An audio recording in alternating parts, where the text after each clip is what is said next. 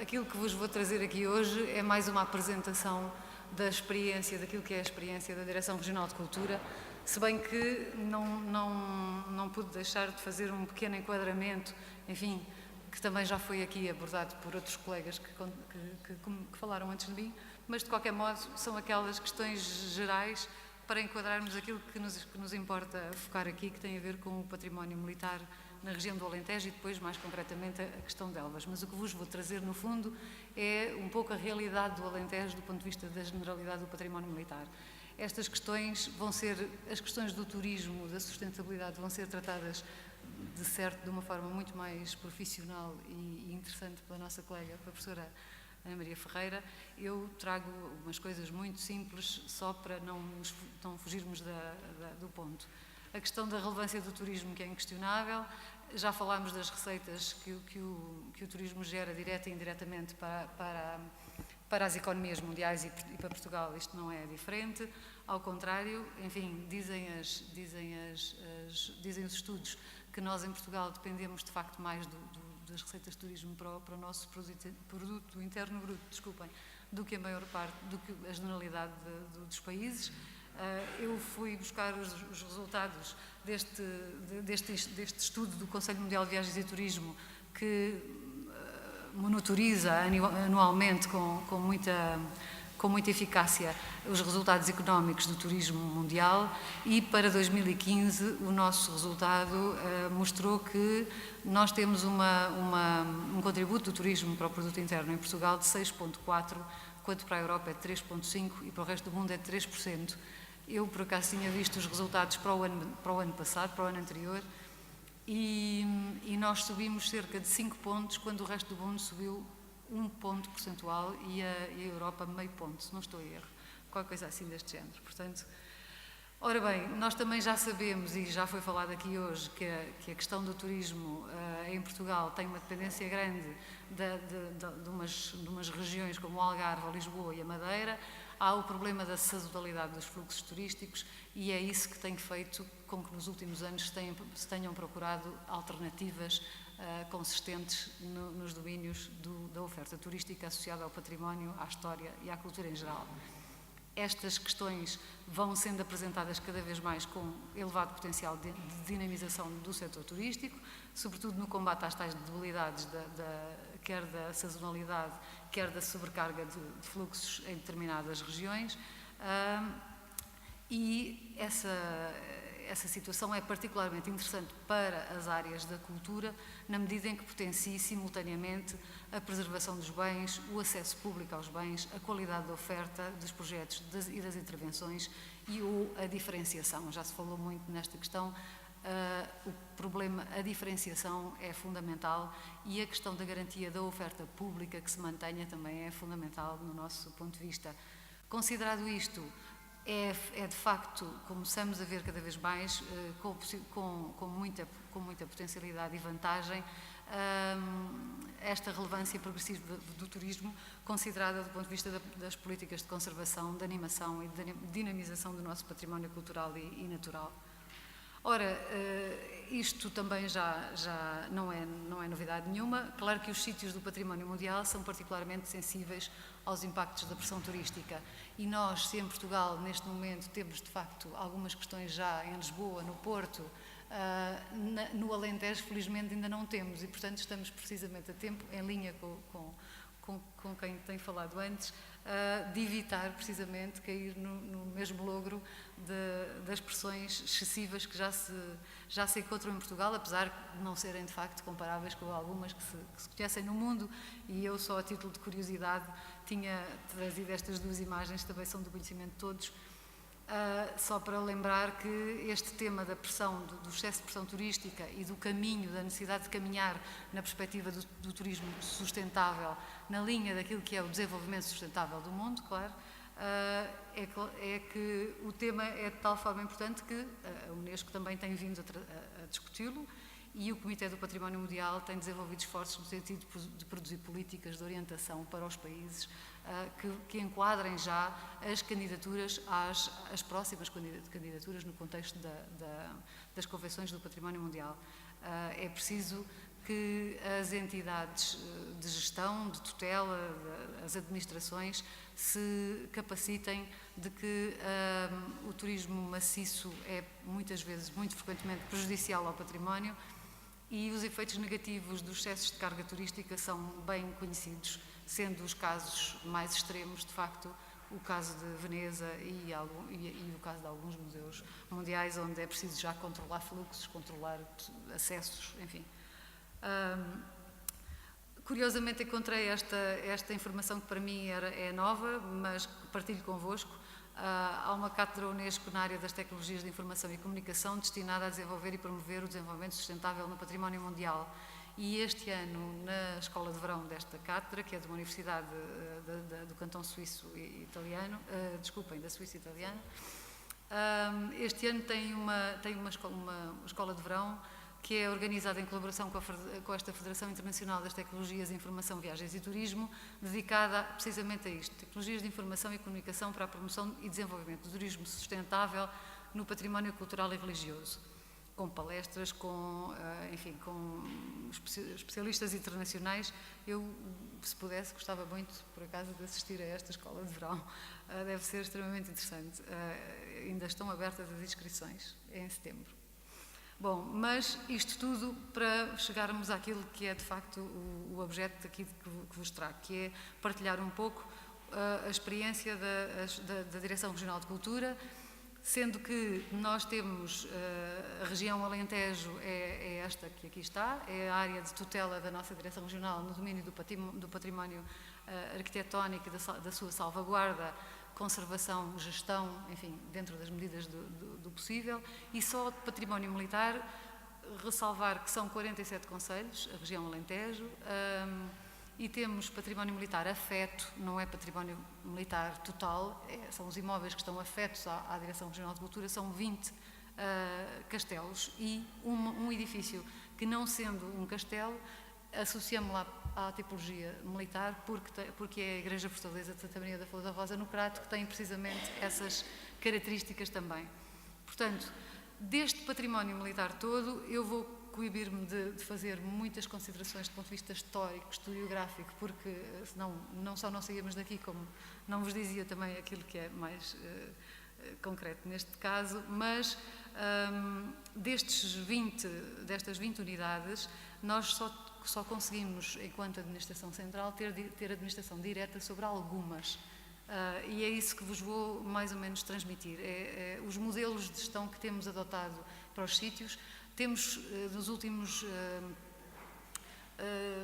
10 anos não, mas talvez nos últimos 8 anos, temos vindo a fazer algumas experiências de gestão que nos permitam otimizar os recursos disponíveis e oferecer melhor oferta e garantir melhor oferta pública, e é nessa perspectiva que temos feito várias experiências de gestão. Começo por vos dar só a indicação de algumas questões essenciais que para a tutela são essenciais relativamente à disponibilização pública do património, seja ele militar,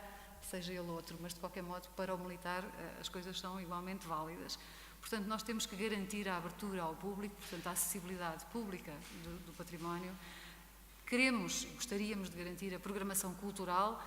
associada. Esta programação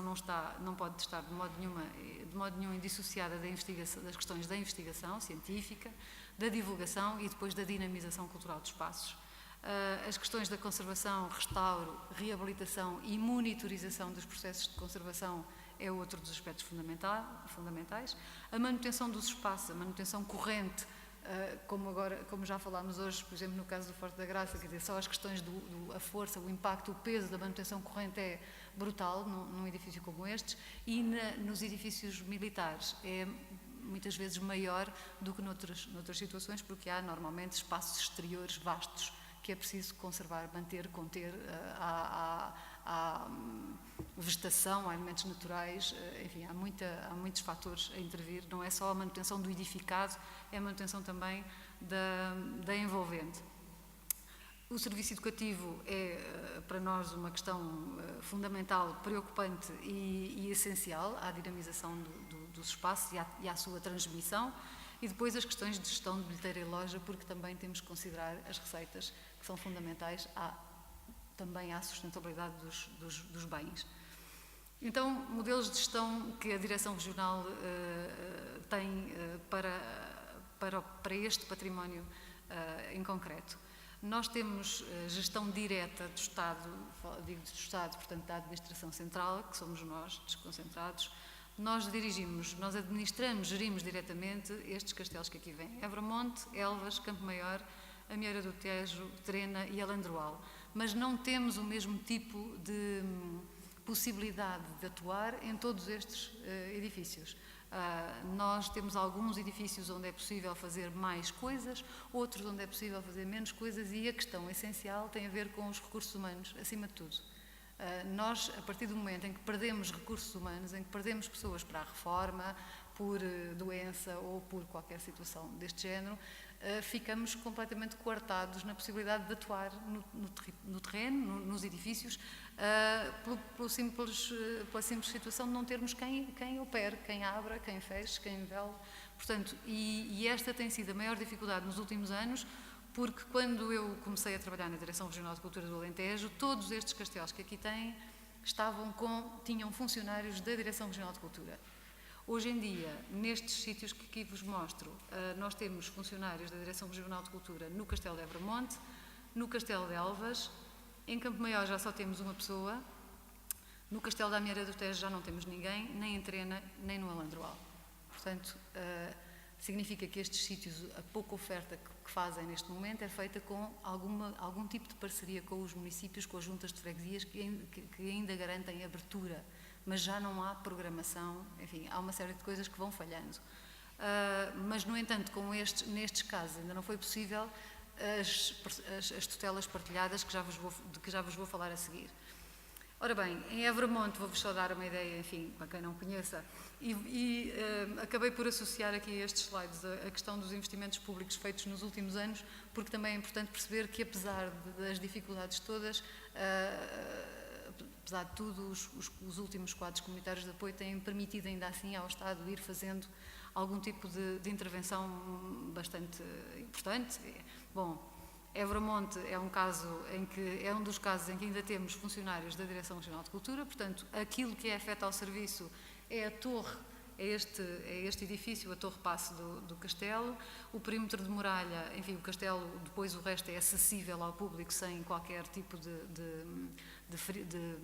bilheteira ou de acesso condicionado desse ponto de vista, de acesso pago, mas a Torre Paço é um edifício que tem acesso pago. O edifício do século XVI, a torre, o perímetro de muralha é uma obra iniciada no século XIV e nós, como vos disse, os únicos funcionários que temos da Direção Regional são funcionários de guardaria, portanto fazem guardaria e manutenção do espaço, e depois nós, os técnicos do serviço, fazemos aquilo que é a programação, a coordenação técnica, enfim, o pouco que se consegue fazer é feito deslocalizadamente, quer dizer, não há uma equipa no lugar, eu não tenho um técnico superior no Castelo de Evramonte, nem em nenhum dos nossos sítios. Esses serviços estão centralizados em Évora e depois as coisas circulam. No entanto, Evramonte tem tido a felicidade de conseguir ter uma boa parceria com algumas associações da região, nomeadamente duas, uma fundação de um grupo holandês que está assediada ali próximo e que faz residências artísticas, que é a Fundação Obras, e que tem sido connosco um parceiro excelente, porque temos levado muita coisa ao Castelo por causa destas residências. Nós facultamos o espaço e damos o enquadramento técnico, e a Fundação Obras utiliza o espaço para a apresentação de vários projetos dos seus artistas. Para além disso, evidentemente, continuamos a conseguir garantir algum trabalho de serviço educativo, mas lá está, todo feito à distância. Eu não tenho um técnico de serviço educativo que possa trabalhar, nós não temos em Evramonte, e como não temos em sítio nenhum, mas ainda assim vamos conseguindo ter programação neste caso em concreto. O Castelo de Elvas é outro dos castelos em que temos administração direta, apesar de termos uma parceria com o município para questões muito essenciais. Aliás, eu só pus estas duas imagens porque tinha que ilustrar e tal como o Rui Jesuíno já nos disse, a fortificação o castelo é a fortificação mais antiga da cidade, remontará efetivamente ao século X, aquilo que se pensa terá sido a primeira fortaleza, o primeiro castelo árabe. Depois, a configuração atual, aquilo que nos chega atualmente, enfim, é uma coisa cuja construção terá começado do século XIII até ao século XIV, depois com muitas adaptações ao longo dos séculos, do século XVI uma modificação séria e depois até ao século XVIII. Eu trouxe estas duas imagens porque são curiosas, porque as grandes alterações no castelo verificam-se precisamente em 48, é também dos primeiros castelos a ter uma grande remodelação feita pela Direção-Geral dos Edifícios e Monumentos Nacionais, precisamente pela simbólica de ser o primeiro, não é? O primeiro castelo classificado. E o que é que se faz? Na altura, regressa-se ao purismo e à pureza da arquitetura medieval, daquilo que se considerava ser a arquitetura medieval, e então uma das coisas que se retira do castelo é precisamente aquele portal, que era um portal do século XVIII e que foi desmontado e retomada aquilo que se acreditava na altura ser a imagem, enfim, gótica, romano-gótica do edifício. Bom, aqui em Elvas temos também a sorte de ter a Câmara muito perto, muito ativa, muito cooperante e apesar de não termos nenhum protocolo de gestão partilhada do espaço, ainda assim beneficiamos da participação da Câmara Municipal. Veem que nós também tivemos uma intervenção entre 2002 e 2004 aqui principalmente no edifício terá sido com as transformações evidentes dos anos 40, o que resta da Alcáçova do Castelo estava bastante danificada a estrutura do edifício, foi completamente renovada, também houve intervenções pontuais ao nível da estrutura de muralha, criaram-se algumas valências, houve então a reabilitação da área da Alcáçova, houve a criação de uma área de interpretação, espaços de serviço educativo, recepção e loja do monumento, há uma área de cafetaria. Houve o espaço exterior que foi reorganizado e a reposição do caminho de ronda porque não era todo visitável. A parceria com o município de Elvas permite o reforço de guardaria neste momento, portanto conseguimos ter um horário mais alargado em função do reforço que recebemos do município e muitas das atividades de animação cultural são garantidas também com recurso aos técnicos do município. Campo Maior é um outro castelo absolutamente extraordinário e paradigmático nesta linha de castelos de defesa da Raia, que é gerido pela Direção Regional. Tem aqui, este castelo está também numa zona muito difícil enfim, Campo Maior é um sítio complicado, principalmente devido à grande pressão da comunidade cigana, e a zona do castelo é uma zona que esteve ocupada até muito recentemente por um bairro, enfim, clandestino, que causava aqui grandes problemas, grandes conflitos. Essa população foi realojada, o processo está a resolver-se, mas o castelo nos últimos anos tem decaído imenso em termos da visita pública, porque o próprio turismo de Elvas não estimulava a ida ao castelo em função de alguma perigosidade que as pessoas encontravam ali. Portanto, havia assaltos aos visitantes, aos passeantes, havia assaltos ao próprio castelo, intervenções que a Direção Regional fez, aliás, há um investimento público significativo, de 2003 a 2009, cerca de 1 milhão de euros investido neste castelo, e tivemos inúmeras situações de vandalismo, de assaltos, de retirada de elementos metálicos, enfim, ali aquela convivência com a comunidade cigana estava a prejudicar bastante esta envolvente e mesmo todo o bairro que ali se encontrava. A comunidade estava instalada numa zona de um dos baluartes. Portanto, uma parte da visita ao castelo não era possível fazer-se em função dessa ocupação. É um problema que está a ser resolvido e, muito recentemente, a Direção Regional tem um protocolo de colaboração com o município de Campo Maior e estamos a trabalhar nesse sentido. Está a Câmara Municipal também muitíssimo empenhada, um pouco à imagem daquilo que, talvez embalados pela boa experiência, pela boa prática de Elvas. Eu não sei se temos aqui colegas de Campo Maior, mas se estivermos depois em debate, até gostaríamos de que vocês pudessem falar da experiência ou do que está a ser o trabalho, porque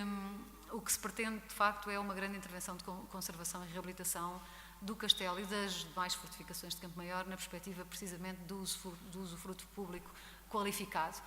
Dentro do castelo há inúmeras estruturas, há espaços muito interessantes, muito importantes e que permitem a reutilização, e é isso que Campo Maior também está a fazer, ou vai fazer. Passamos para outra situação, então. Portanto, agora vou-vos dar 3 casos em que temos já a gestão partilhada com as autarquias. O que é que isto significa? Significa que há protocolos de colaboração com os municípios e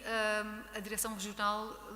assegura uns serviços, os municípios asseguram outros. E de acordo com a dimensão e o peso das competências que acabam por ficar determinadas para cada entidade, assim temos receitas partilhadas, ou às vezes até temos casos, como é o caso do Mosteiro da Flor da Rosa, em que as receitas de bilheteira são transferidas na totalidade para o município, não são receitas da Direção Regional. Transferimos para o município as receitas, precisamente porque o peso da garantia da infraestrutura é de tal modo que o justifica. E evidentemente que ninguém pense que as receitas de bilheteira garantem seja o que for, não é? Portanto, é uma questão muitas vezes só simbólica, porque aquilo que são as despesas ultrapassam muito, nestes casos, as receitas. No entanto, os investimentos de conservação mantêm-se na esfera pública. Nestas circunstâncias estão estes 3 casos. Santa Maria da Flor da Rosa, com o município do Crato; no Castelo de Viana do Alentejo, a parceria com a Câmara Municipal de Viana do Alentejo; e no Castelo de Belver, com a Câmara Municipal de Gavião. As situações são distintas, portanto, na Flor da Rosa nós temos transferência direta de bilheteira para o município assegura a totalidade dos recursos humanos e a Direção Regional de Cultura, o único técnico que no caso está afeto ao mosteiro sou eu, neste caso sou mesmo eu. No caso do Castelo de Viana do Alentejo, ou seja, na Flor da Rosa não temos qualquer recurso humano diretamente envolvido no processo que seja da Direção Regional. No caso do Castelo de Viana do Alentejo temos ainda um funcionário do serviço e depois o resto são funcionários do município. As receitas aqui são partilhadas e os consumos também, enfim, as despesas também são partilhadas. Como vos digo, os investimentos de conservação, força, é da Direção Regional de Cultura. No caso do Castelo de Belver, no Gavião, é um protocolo semelhante ao de Viana, portanto, receitas partilhadas. Ainda neste caso também temos ainda um funcionário do serviço da Direção Regional aqui no edifício. E recentemente todos estes edifícios tiveram, ao longo dos últimos anos, desde o ano 2000 até as intervenções mais recentes são as de Campo Maior, a de Belver agora em 2014, 2015, e portanto todos estes sítios têm tido investimento público de recuperação, de conservação, de reabilitação de estruturas, de novos usos, de introdução de novos equipamentos, de instalação de centros interpretativos, enfim, na perspectiva precisamente de não só garantir a sustentabilidade dos espaços, mas de os devolver à fruição pública com qualidade. O caso da Flor da Rosa é aquele que mais perto talvez nos possa interessar, porque tem aqui já uma valência com aquilo que estas coisas valem. É evidente que um monumento, quando recebe uma unidade hoteleira, como é o caso da Flor da Rosa, que recebeu, que tem uma ala do edifício adaptada à unidade hoteleira, há sacrifícios que são feitos e nós podemos discuti-los, evidentemente. Nem sempre a instalação de uma unidade hoteleira num edifício com estas características é o melhor do mundo, é evidente que não é, às vezes é até bastante mau, mas no caso da Flor da Rosa, as coisas, é um dos sítios que me dá, dos que conheço em Portugal, que ainda assim são mais equilibrados neste equilíbrio entre público e privado. Isto porquê? Porque o mosteiro foi partilhado. Uma área do edifício foi entregue,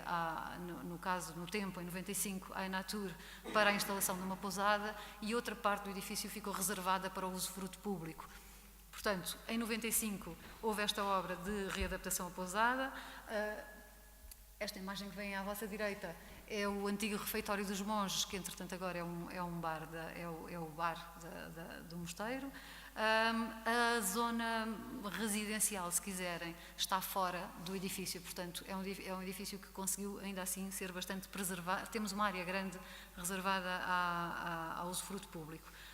No entanto, entre 95 e o ano de 2004, não houve possibilidade de ter qualquer intervenção pública no espaço que tinha ficado para o domínio público. Nós só em 2008 é que conseguimos finalmente abrir ao público os espaços que tinham ficado reservados ao domínio público. Houve uma intervenção de conservação muito grande, porque a ala que não tinha sido entregue à pousada tinha ficado, enfim, mais ou menos em estado, não digo de ruína, mas enfim, de alguma ruína. A igreja foi completamente, teve que ser escurada, portanto havia problemas vários, alguns também provocados pela própria instalação da unidade hoteleira, porque tivemos uma aula principalmente umas aulas anexas ao claustro, que receberam por cima umas lajes aligeiradas para receber estruturas da unidade hoteleira e que, provavelmente em função de algum mau dimensionamento de carga, começaram a exercer pressões sobre a estrutura antiga e tivemos que reforçar completamente esta estrutura de abóbadas, e isso foi um trabalho complicado e que trouxe alguma descaracterização, se quisermos, ao edifício. Isto porque boa parte das abóbadas tiveram que ser reforradas com uma malha, eu não vos sei dar conta dos pormenores técnicos, mas ganharam espessura, portanto, estão a ver? Tiveram que ser reforçadas e, portanto, há uma espessura que é diferente da espessura original. No caso, de qualquer modo, esta intervenção permitiu-nos criar valências muito importantes e permitiu-nos uma coisa também muito importante, que foi a primeira vez que conseguimos ter um núcleo desconcentrado de um Museu Nacional, que é o primeiro núcleo desconcentrado de escultura do Museu Nacional de Arte Antiga, foi feito precisamente no Mosteiro da Flor da Rosa. Nós conseguimos um protocolo com o Museu da Arte Antiga, na altura a tutela era do IMC, mas permanece até ao presente e vai continuar, que nos permitiu deslocalizar para a Flor da Rosa e criar ali um núcleo de exposição permanente de escultura antiga, escultura que vai do século XVI ao século XVIII, e são peças de temática mariana, porque nos interessava a questão da Nossa Senhora da Flor da Rosa, a invocação, e então escolhemos com os conservadores do museu um conjunto de peças muito interessante que estava em reserva, como aqui veem, que foi apenas sujeito à intervenção de conservação e que foi apresentado e que agora faz parte desse núcleo do museu. As valências instaladas na Flor da Rosa foram o posto de turismo do Crato, que passou a estar instalado no mosteiro. Houve áreas de interpretação novas. Há um núcleo permanente de escultura do Museu da Arte Antiga, como vos disse. Há áreas de exposições temporárias, que é essencialmente a área da grande nave da igreja, é atualmente usada para as exposições temporárias. Temos um ateliê de serviço educativo que serve essencialmente o público escolar. O protocolo de gestão partilhada com o município do Crato tem permitido garantir a visita pública, como vos disse, a programação cultural e o serviço educativo. É a Câmara do Crato que, de facto, garante que podemos fazer programação cultural, porque é com os recursos do município nós programamos, mas é a Câmara que assegura os recursos financeiros para transportes, seguros, enfim, tudo o que... Esta exposição que aqui têm, nós temos tentado no Crato, porque as condições assim o permitem, ter projetos ter diversos níveis de projetos, e principalmente ao nível das exposições tentamos intercalar propostas que interessam mais à comunidade, enfim, estão mais próximas daquilo que é a comunidade, que é também reduzida, são poucos habitantes,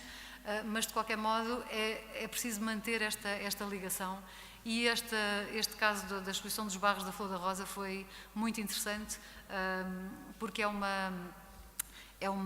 bem que se perde. Eu não posso deixar de ver ali o meu amigo, um grande colega que bem me ajudou nesta exposição, o arquiteto Carlos. Esta exposição foi levada a cabo em 2013, mas depois temos tido coisas muito diferentes neste espaço, e uma delas, por exemplo, em 2014 levámos o Manel João Vieira com o projeto Casa, que tinha estado na corredoria em Lisboa, na Corredoria Nacional, e que foi instalado no mosteiro, e que foi também um projeto que nós de início estávamos um pouco apreensivos porque era algo estranho, vá lá, e pensámos, bem, se calhar a reação da comunidade não vai ser muito interessante, mas foi das exposições que tivemos com mais sucesso e mais adesão das pessoas, enfim, da zona. Isto deu origem também à possibilidade de mostrar um filme, fazer um concerto, enfim, foi um projeto muito interessante. Relativamente ao Castelo de Belvedere, lá está, uma situação também em que de 2006 a 2008 tivemos um investimento público à volta dos 600 mil euros, recuperação de estrutura construída e depois a seguir tivemos uma outra possibilidade também de continuar o investimento e criou-se na Torre o Centro Interpretativo do Castelo de Belvedere. Isto foi seguidamente, portanto já em 2014, 2015, conseguimos também completar a intervenção de conservação do edificado e instalou-se um centro de interpretação, que é um espaço pequeno, mas que ainda assim nos permite trabalhar muito bem com a comunidade educativa, com a comunidade em geral, fazer as visitas guiadas de uma forma mais qualificada e que nos permitiu também, lá está, abrir para o protocolo de gestão partilhada com o município de Gavião. Viana do Alentejo, mais um caso de protocolo de gestão partilhada. O posto de turismo também, mais uma vez, instalado no castelo. Temos vindo a perceber que, quando é possível instalar os postos de turismo, há muita vantagem para o monumento e para o posto de turismo. Isto porque os postos de turismo, em geral, têm horários de funcionamento bastante alargados e, portanto, isso permite-nos juntar as duas coisas, ter um horário alargado e ter a garantia da abertura também ao público em função desse horário alargado do posto de turismo. Por outro lado, os próprios técnicos de turismo, não é sempre, mas sempre que há técnicos de turismo com habilitação, normalmente é possível, com a formação adequada, que estes técnicos nos garantam depois também visitas públicas de qualidade, visita guiada, visita orientada. E é isso que acontece aqui em Viana do Alentejo. Também tivemos entre 2002, 2004 e depois 2008, 2013, um investimento público à volta de 1.500.000 euros neste edifício e também aqui tivemos possibilidade de requalificar loja, bilheteira, uma área de interpretação, muita conservação e restauro de património integrado. Felizmente foi possível aqui não só reabilitar o edificado, mas reabilitar, por exemplo, telas, bandeiras da Misericórdia, vitrais da igreja, que foram inclusive depois deslocalizados porque estavam em más condições de apresentação e nós conseguimos, enfim, com um grande jogo de cintura com a paróquia, convencê-los a deixar apresentar os vitrais, que eram os únicos vitrais do século XVI que nós temos do Francisco Henriques. Agora estão conservados no espaço de interpretação. Eu não consegui trazer fotografias disso. Bom, isto era só uma graça para vos mostrar que durante algum tempo tivemos que encerrar mesmo temporariamente para obras, porque a intervenção foi de tal ordem que não havia condições de circulação no interior. A maior intervenção foi mesmo ao nível da conservação de rebocos da Igreja Matriz, que estava muitíssimo degradada, seríssimos problemas de conservação de coberturas, e esta igreja é diretamente associada ao castelo, é um edifício do século XVI. Nós temos neste castelo a concentração de todos os poderes. Temos o poder eclesiástico, tínhamos a Matriz e a Antiga Igreja da Misericórdia, tínhamos os passos de conselho também aqui, tivemos, enfim, como tivemos em muitos sítios, e tínhamos Passo de Conselho, Misericórdia e Matriz, tudo no mesmo espaço. O Castelo de Viana do Alentejo tem uma particularidade, que é um edifício que está dentro da vila, portanto está muito perto da comunidade, e isso tem sido muito estimulante, muito interessante, porque nós contamos logo à partida com a presença próxima também do público escolar, que são os nossos primeiros clientes, se quiserem. São quase as nossas cobaias para tudo o que é projeto de cariz educativo, aderem muitíssimo às iniciativas e utilizam também o castelo como um espaço de jardim público, se quiserem. Nós estimulamos muito isso, de fazer notar que, no caso destes edifícios e das parcerias com os municípios, a entrada nestes espaços para residentes naturais e residentes dos concelhos é gratuita. Portanto, A entrada é livre para naturais e residentes do concelho. O que significa que a intenção é trazer a comunidade para dentro e que usem o espaço no dia-a-dia para as atividades normais e que nos ajudem e que ajudem a completar. Cada vez que há uma solicitação, as pessoas aderem, vêm e estão. E a comunidade escolar, como vos digo, é das mais participativas. Esta também uma graça, que é, estão a ver uma ilustração ali à esquerda. Isto é uma publicação infantil que nós temos para um programa, para um projeto de serviço educativo que há aqui em Viana, e depois essa árvore existe ali e é engraçado, os miúdos reconhecem a ilustração e depois percebem que a árvore está lá e que se fazem ali coisas. Passamos, por último, para a questão dos edifícios que estão sob gestão municipal, portanto, ou por transferência de competências, ou por às vezes, contratos de comodato, enfim, os modelos são muitíssimos, ou porque, pura e simplesmente, os castelos são de características tais que não têm a visita controlada, portanto, como é o caso, por exemplo, do Castelo de Marvão, que é um espaço aberto, portanto, é um espaço livre, não há controle de bilheteira, portanto, aquilo que há a fazer é gerir o espaço e aí,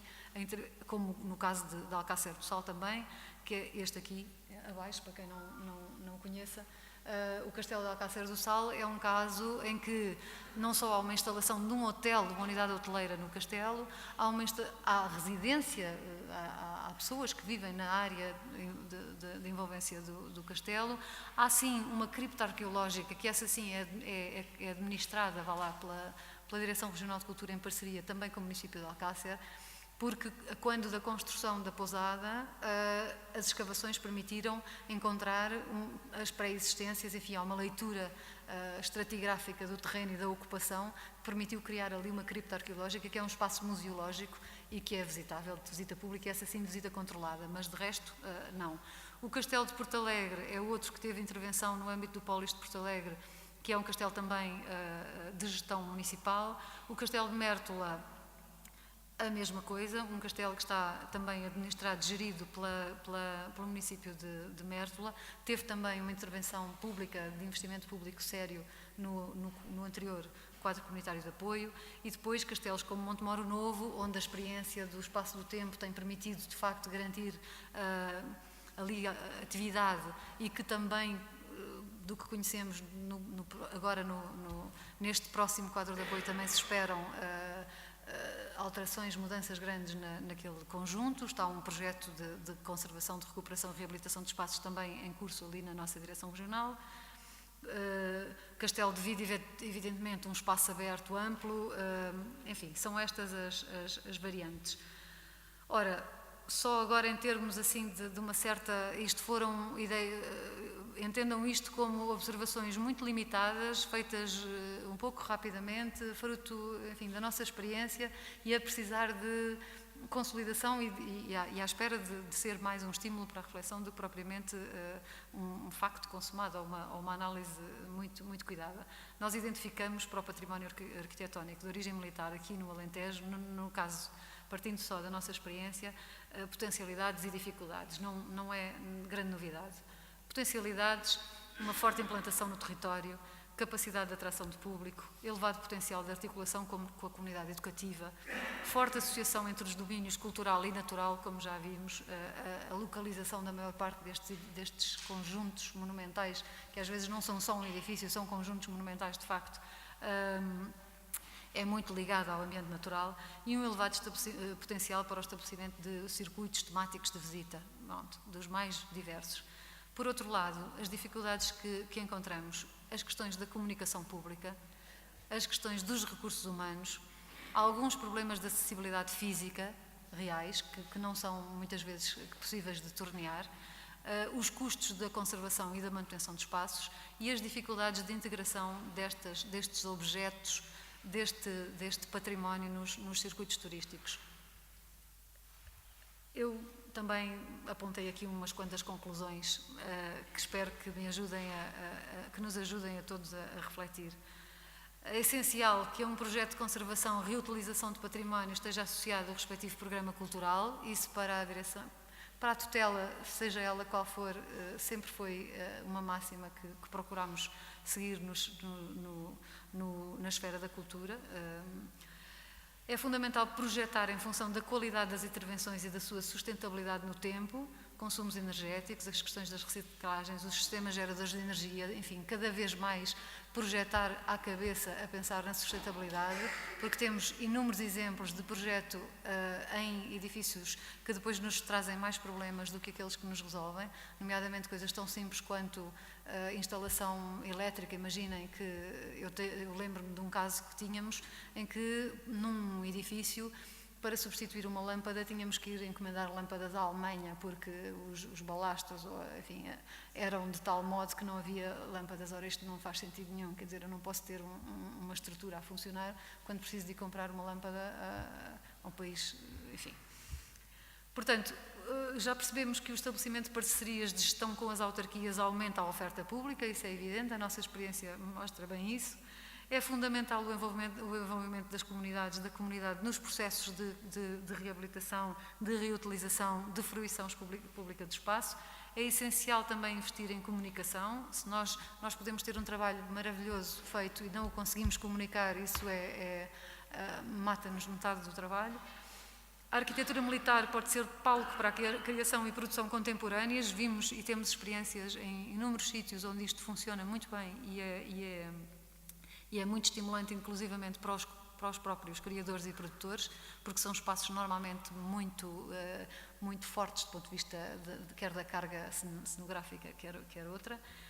É essencial procurar estabelecer ligações com os operadores turísticos e fornecer dados de informação ou promover oferta formativa específica para o património arquitetónico militar. É importante criar circuitos temáticos de visita orientada para o património militar e favorecer a interpretação do edificado articulada com os respectivos contextos históricos. Aliás, o que fez o Rui muito bem, que é esta ideia exatamente das coisas não tão isoladas, não só no território nem na história, elas têm um contexto e é assim que têm que ser apresentadas. E também me pareceu essencial chamar a atenção para esta questão, que é essencial que o contexto arquitetónico militar possa promover mensagens de educação para a paz, evidente, porque nos dias que vão correndo convém-nos fazer a história completa e a história da Europa e do mundo, esperemos que seja no sentido da paz e não do belicismo. E muito obrigada e um bom dia de trabalho para todos e até breve.